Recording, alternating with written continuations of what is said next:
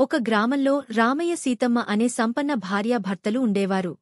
రామయ్య మంచితనం, సీతమ్మ తెలివితేటల్ని గురించి అందరూ గొప్పగా చెప్పుకునేవారు. ఎదటివాడు చెప్పే ఎంత చిన్న అబద్ధమైనా సీతమ్మ చమత్కారంగా మాట్లాడి డొంకతిరుగుడు ప్రశ్నలు వేసి ఇట్టే గ్రహించగలిగేది. రామయ్య సీతమ్మలకు పెళ్ళిడుకొచ్చిన కూతురున్నది. మంచి ఆస్తిపరులు గనక వాళ్లతో వియ్యమందాలని చాలామంది వచ్చి తమకున్న ఆస్తిపాస్తుల విషయమై ఉన్నవి, లేనివి కల్పించి చాలా గొప్పగా చెప్పుకునేవారు. సీతమ్మ అలాంటివాళ్లను 1-2 ప్రశ్నలడిగి నిజం తెలుసుకుని మర్యాదగా పంపించేది.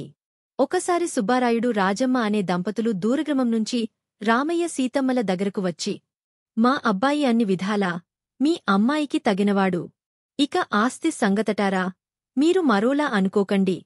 మీకన్నా ఒక మెట్టు పైవాళ్లమే. సీతమ్మ చాలా తాపీగా, మీరు మరోలా అనుకోకండి. ఒక చిన్న ప్రశ్న, మీ ఇంట్లో ఎలుకలు, పిల్లులు, కుక్కలు ఈ 3 ఉన్నాయా అని అడిగింది. సుబ్బారాయుడు రాజమ్మ చిరాకుపడుతూ, అలాంటివి మా ఇంట్లో లేవు అన్నారు. ఈ సంబంధం మాకిష్టంలేదు అన్నది సీతమ్మ. సుబ్బారాయుడు రాజమ్మ వెళ్ళిపోయాక రామయ్య సీతమ్మతో, పెళ్లిమాటలో ఈ ఎలుకలు పిల్లులు కుక్కలు సంగతేందుకు అన్నాడు.